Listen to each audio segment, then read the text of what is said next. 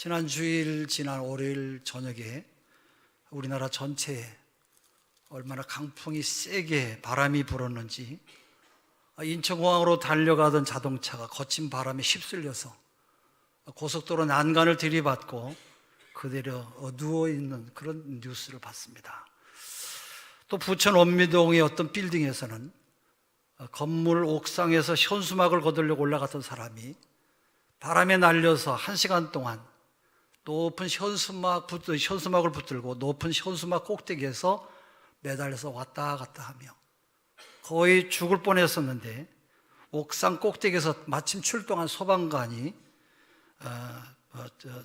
전해준 밧줄을 붙들고 다행히 목숨이 살아났다고 하는 이야기가, 이것을 어떻게 미국의 기자가 이것을 찍었는지 미국 전역의 뉴스로 그대로 나타났대요.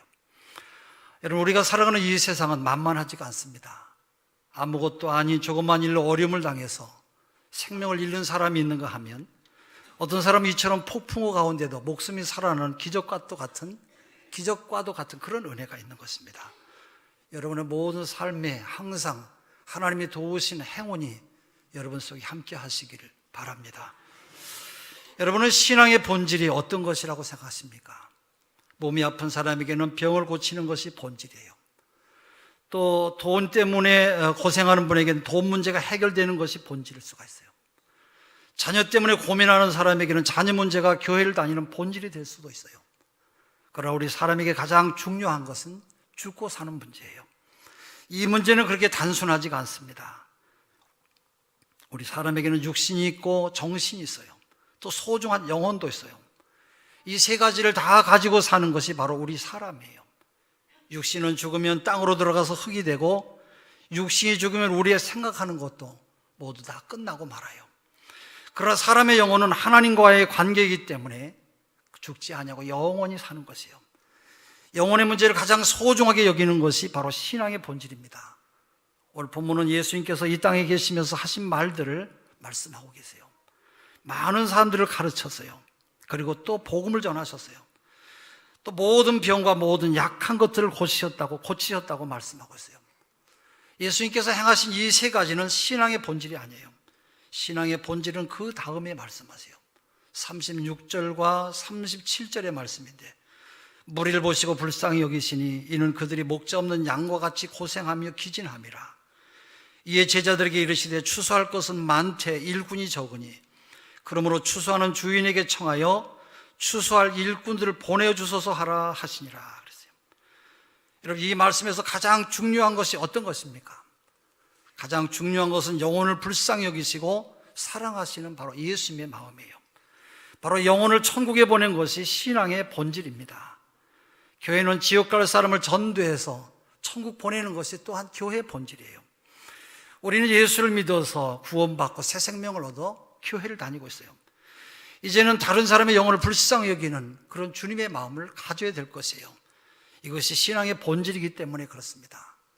우리가 만약 교회를 다니면서도 구원받지 못한 사람의 영혼에 대해서 애정과 연민을 갖지 못한다고 하면 그는 본인의 신앙만 가지고 사는 그런 사람이에요. 그에게는 사명감이 없는 그런 사람이죠. 우리가 먼저 예수를 믿었다고 하는 것은 나는 생명의 사람이라는 그런 말이에요. 지옥 갈 다른 사람의 영혼에 대해서 책임이 있는 사람이라는 뜻입니다. 오늘 여러분에게 사명을 주셨다고 성경은 말씀하고 있어요. 그것은 죄로 죽어가는 영혼들을 사망의 길에서 구원해내라는 것이에요. 우리가 살아가는 이 사회를 바라보면서 사망의 길로 달려가는 저들을 주님께서는 안타까이 여기고 계세요. 하나님은 먼저 사망의 길에서 벗어난 우리들에게 저들을 살려내라고 말씀하세요. 오늘 우리는 이 시대에 영혼을 구원하는 추수꾼이 되어야 된다고 그렇게 말씀하고 계세요. 하나님의 형상으로 지음받은 영혼을 건져내는 것이 우리 신앙의 본질입니다.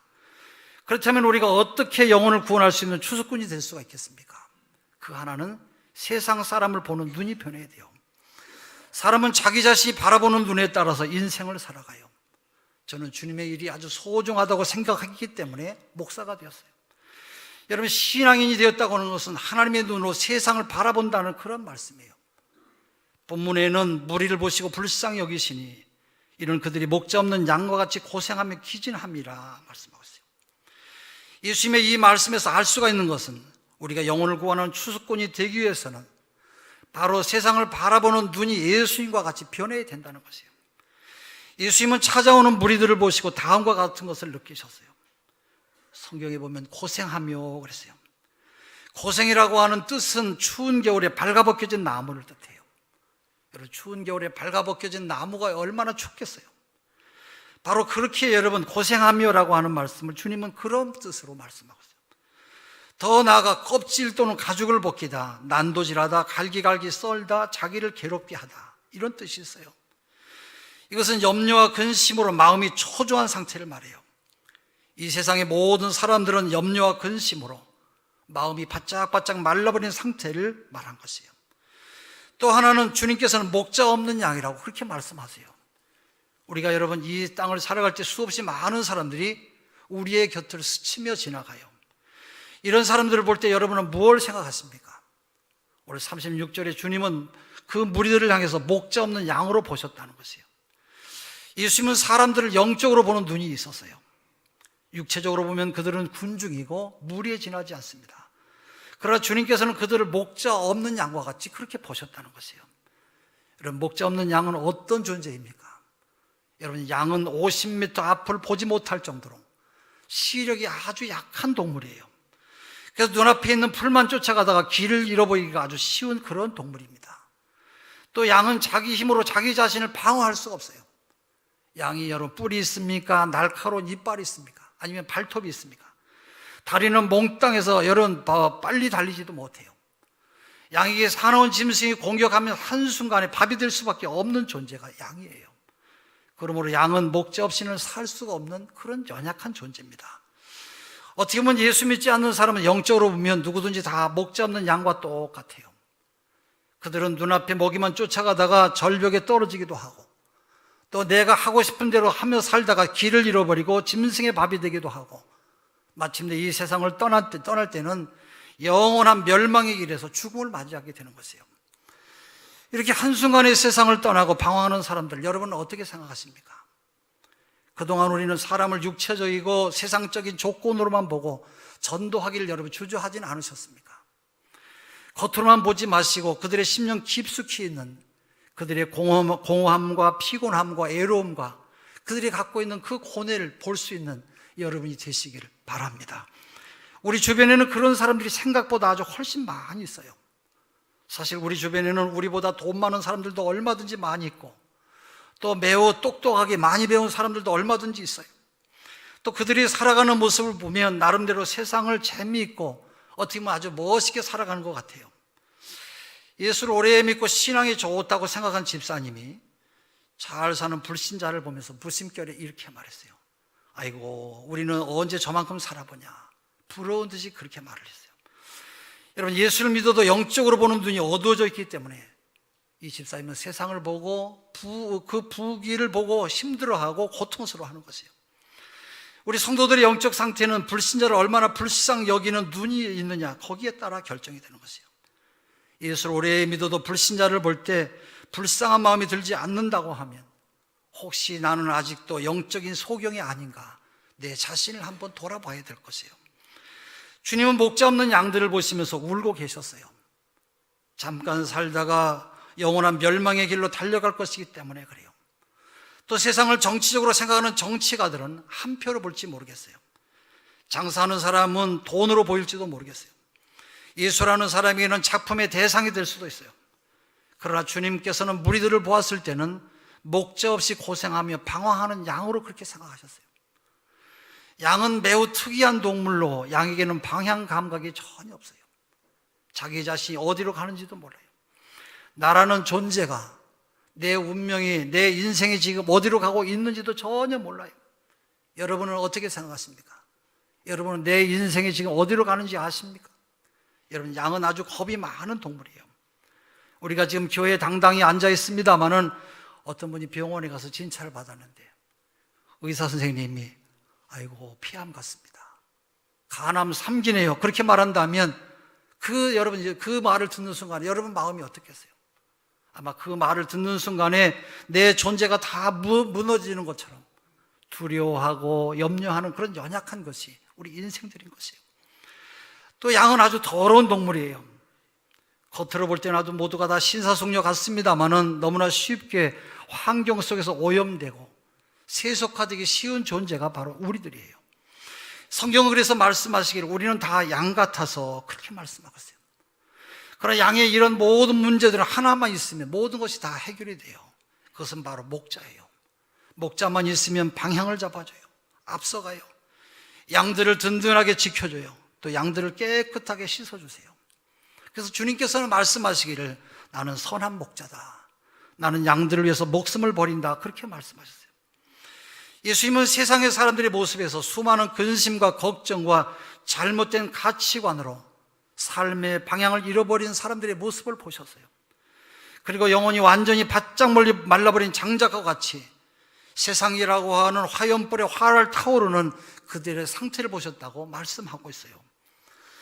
여러분, 양들이 푸른 초장을 찾아 헤매다가 찾지 못하고 완전히 지쳐버린 상태로 주님은 보셨다는 것이에요. 이것이 우리 주변에 있는 사람들의 모습이에요. 그러나 아직도 선한 목자이신 예수님을 만나지 못하고 살아가는 인생들이 얼마나 우리 주변에 많이 있는지 몰라요. 그들이 예수님의 눈에는 목자 없는 양으로 보였던 것이에요. 목자 없는 양들을 보시고 주님은 그들을 보시면서 매우 민망하게 여기셨어요. 본문에서 민망하다라고 하는 말은 함께 느낀다, 함께 고통한다고 하는 뜻을 가지고 있어요. 예수님은 양들의 고통을 자신의 고통으로 생각했어요. 양들의 방황이 자신의 방황이었고 양들의 아픔이 자기 자신의 아픔이었어요. 양들의 눈물이 자기 자신의 눈물이었어요. 그들의 방황과 두려움과 아픔과 좌절을 자기의 좌절과 같이 똑같이 아파하셨다는 그런 말씀이에요. 요한복음 4장에 보면은 수가성의 사마리아의 여인의 이야기가 나와요.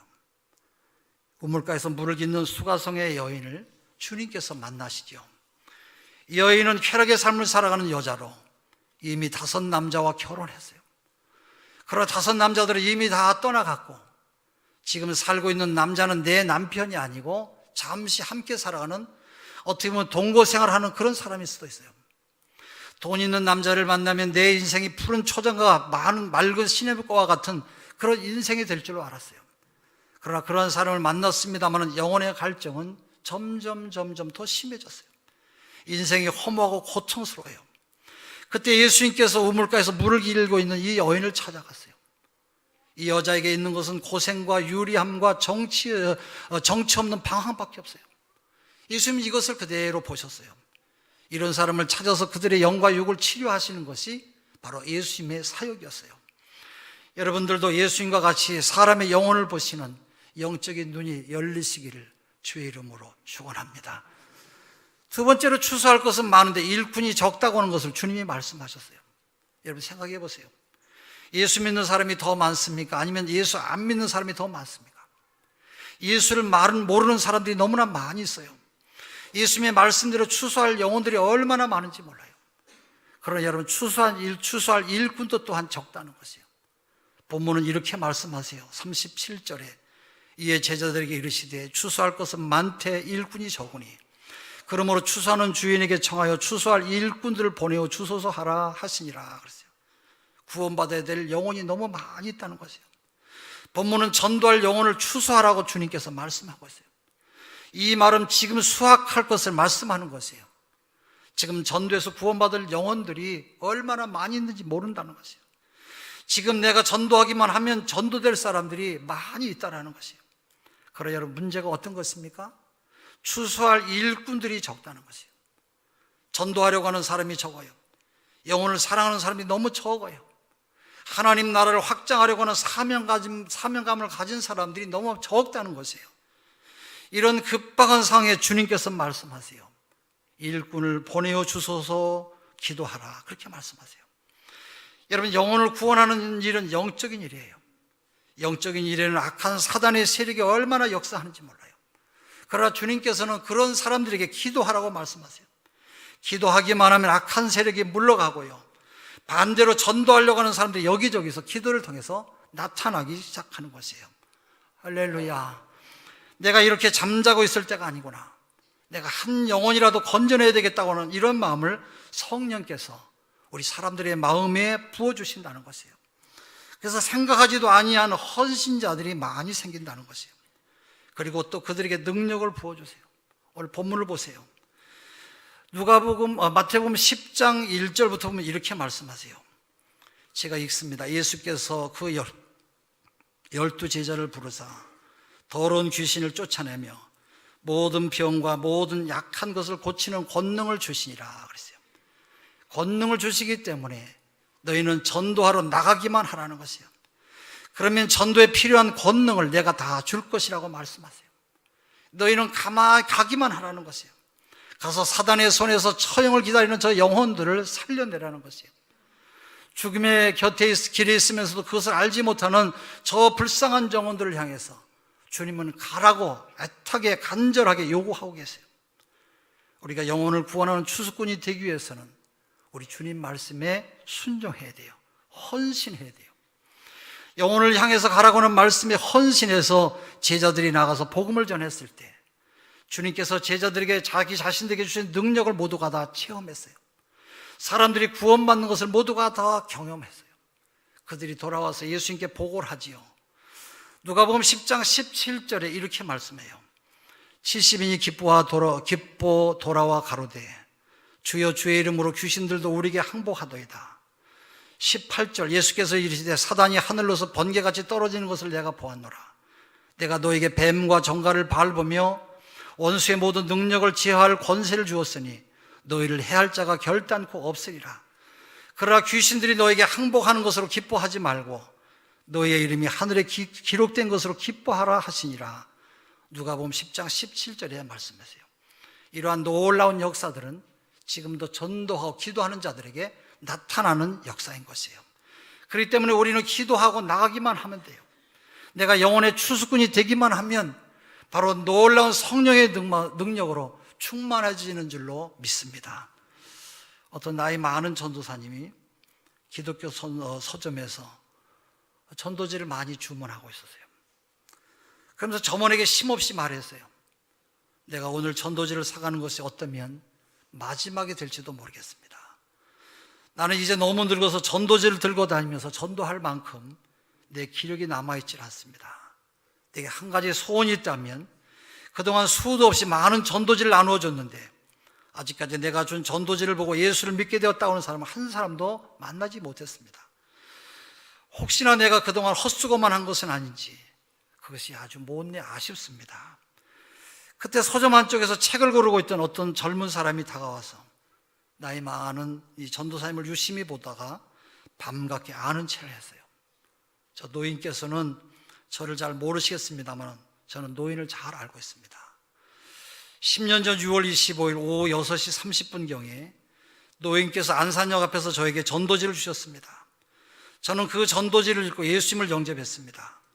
그리고 저의 가족들도 모두 저 때문에 예수를 믿게 되었습니다. 제 동생은 지금 선교사가 되어서 인도에 가 있습니다. 저는 방금 노인이 하시는 말씀을 듣고 노인을 알아볼 수가 있었습니다. 하나님께서 오늘 저를 이곳으로 보내신 것은 아마도 노인이 나눠준 전도지 중에 적어도 한 장을 어떻게 축복하시는가 하는 것을 알려주시려고 했던 것 같습니다. 이렇게 말했어요. 여러분, 그렇습니다. 전도는 공짜가 없어요. 우리는 복음의 씨를 뿌리는 사람이고요, 열매를 거두시는 분은 우리 하나님밖에 없어요. 영혼을 사랑하는 진정한 전도자가 필요한 것입니다. 시간도 있고 건강도 있고 우리에게는 물질도 있어요. 전도자가 필요해요. 사명감이 있는 전도자가 필요해요. 주님의 말씀처럼 추수할 것은 많은데 추수할 일꾼이 없어요. 우리에게 모든 성도들은 우리 주님의 이런 애타는 이런 마음을 나의 마음으로 받아들일 수 있기를 바랍니다. 그래서 오직 영혼을 건지는 일에 최선을 다해야 될 것이에요. 그것이 오늘 우리를 향하신 하나님의 절대적인 뜻이에요. 오늘 내가 전도를 하면 내가 먼저 예수를 믿는 진짜 이유인 것이에요. 전도가 교회가 존재하는 그런 이유가 되기도 해요. 오늘 교회의 성도들 가운데는 일반적으로 세 가지를 분류하는데, 첫째는 많은 다수의 사람들은 관망하는 성도가 있대요. 두 번째는 본인은 하지 않으면서 원망과 불평을 일삼는 사람들이 있고요. 세 번째는 소수의 적극적인 헌신자들이 있대요. 이런 소수의 헌신자들 때문에 오늘 하나님의 교회가 세워지고 하나님의 뜻을 이 땅에 이루어가는 줄로 믿습니다. 오늘도 하나님께서 우리에게 부탁하신 뜨겁고 간절한 마음으로 애타게 호소하시는 주님의 음성을 들을 수 있기를 바랍니다. 추수할 것은 많은데 추수할 일꾼이 적다는 것이에요. 내 마음이 너무 아프다. 신기전교회 성도들아, 너희가 오늘 영혼의 추수꾼이 되라고 말씀하고 계세요. 라디오를 통해서 간증하시는 한 여자 집사님의 간증을 들었어요. 이분은 열심히 신앙생활하면서 하나님께서 주신 은혜를 많이 받았고 또 전도를 아주 귀한 사명으로 알고 날마다 충성하는 그런 집사님이세요. 경기도 광명시의 동성장로교회 이광선 목사님이 섬기는 게 강정수 집사님은 예수를 모르고 대대로 우상을 섬기는 집안에서 태어났대요.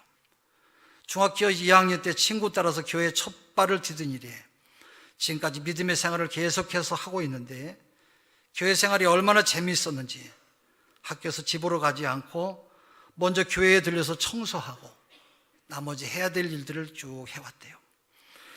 해마다 교회에서 열리는 성경 암송대에서도 항상 1등을 했고 부모님의 반대로 마음 놓고 신앙생활을 하지는 못했대요. 장손 집안이라 한 달에 서너 번은 제사를 지내야 되는데 그럴 때마다 어른들은 교회 다니면 망한다고 교회 다니는 것을 아주 싫어했다는 것이에요. 그러던 어느 날 학교에서 수업 중에 의식을 잃고 쓰러져서 병원에 갔는데 뇌염 판정을 받고 일주일 동안 중환자실에서 사경을 헤맸대요. 담당 의료진도 가망이 없으니까 장례식이나 준비하라고 가족에게 통보할 정도로 몸 상태가 아주 급했다고 그래요. 이 강 집사님은 어려운 일이 생길 때마다 옛날 일을 회상하곤 했는데 바로 이 교회 목사님이 신방호에서 기도를 해준 다음에 신기하게도 그 즉시 의식이 회복이 되었다는 것이에요. 그 일로 집안은 모두가 예수 믿게 되었습니다마는 어머니가 일찍 돌아가셨기 때문에 가장 역할을 하면서 홀로 계신 아버지와 연로하신 할머니를 모시고 동생들이 군대 가기까지 뒷바라지를 열심히 했대요. 집안일이 어느 정도 정리가 되니까 이 강 집사님은 1989년에 서울로 올라와서 남편 손대홍 장로를 만나서 결혼했고 강 집사 부부는 1990년 동성장로교에서 1호 부부 교인으로 등록해서 28년 동안 지금 교회를 열심히 섬기고 있다는 것이에요. 이 강 집사님은 첫째 아이를 가졌고 만삭의 몸으로 가가오를 방문하며 전도에 나섰대요. 어려움을 당한 이웃들에게 늘 기도로 후원하고 그리스도의 귀한 사랑을 전했는데 교회 건축을 위해서는 매일 새벽 기도 때마다 건축 소원 예물을 드릴 정도로 열심히 교회를 섬겼다는 거예요. 5년 전부터는 남편이 경영하는 엘림 자동차 매매 상사에서 사무장으로 일하고 있는데 월급을 받으면 상당하게 돈을 형편이 어려운 선교사와 개척교회 20여 곳을 도우면서 살았는데 이 강 집사님이 지금까지 전도한 사람은 100여 명 정도. 특히 기억에 남는 것은 노인들이 많다는 거예요. 노방 전도를 하던 중에 갑자기 돌아가신 할머니가 생각나서 노인분들을 전도해야 되겠다는 생각을 가지고 토요일마다 광동 노인정을 찾아갔대요. 이 강 집사님이 효심에 감동을 받은 노인 30명이 한꺼번에 주일 예배에 참석했대요. 동성교회는 현재 예배 공간이 좁아서 새로운 성전을 건축하고 있답니다. 그러나 최근 교회 부지가 보금자리 주택에 포함되어서 좋은 땅을 더 받아서 교회를 확장하려고 기도하고 있다는 것이에요. 이 광성 동성교회의 비전은 이렇대요. 우리 교회 비전은 30명의 선교사, 300여 개의 지교회와 3,000명의 성도가 모이는 것이래요. 그날에 올 때까지 저의 전도 행보는 멈출 수가 없다는 거예요. 대단하지요? 여러분, 전도는 두 가지 의미가 있어요. 하나는 뿌린다는 의미가 있고 또 하나는 거둔다고 하는 뜻이 있어요. 바로 우리 주님은 생명의 피를 뿌렸어요. 순교자들이 이 땅에 그들의 목숨과 함께 복음의 씨앗을 뿌렸어요. 이제는 우리가 뿌린 것을 우리가 거둬야 될 때예요. 거두려고 하는 열심이 우리에게 있어야 되는 것이에요. 우리가 추수할 일꾼이 되기 위해서는 바로 전도하지 아니하는 우리 신규촌 교회를 향해서 바로 슬퍼하시는 주님의 마음을 알아야 될 것이에요. 영혼을 건지고 싶어서 가장 미려운 전도를 원하시는 우리 주님의 마음을 알아야 될 것이에요. 오늘도 지옥으로 달려가면서도 그곳이 어떤 곳인지 전혀 모르고 웃고 있는 슬픈 사람들의 모습을 볼 수 있어야 될 것이에요. 조금 있으면 저들이 타고 있는 열차는 지옥으로 떨어지는데도 그 상황을 전혀 모르면서 웃으면서 세상 기차를 타고는 슬픈 사람들의 모습을 바로 우리가 믿음의 눈으로 볼 수 있어야 되는 것이에요. 금년 한 해는 우리 모두 주님의 마음으로 영혼을 건져내시는 영적 추수꾼들이 다 되시기를 주의 이름으로 축원합니다. 기도합니다. 하나님 아버지 감사합니다. 말씀을 통해서 우리에게 말씀하시는 신실하신 하나님을 만나고 하나님의 은혜와 사랑 가운데 많은 영혼들을 전도하며 살아가는 우리 모든 성도들 되게 하여 주시옵소서. 예수 그리스도 이름으로 기도합니다.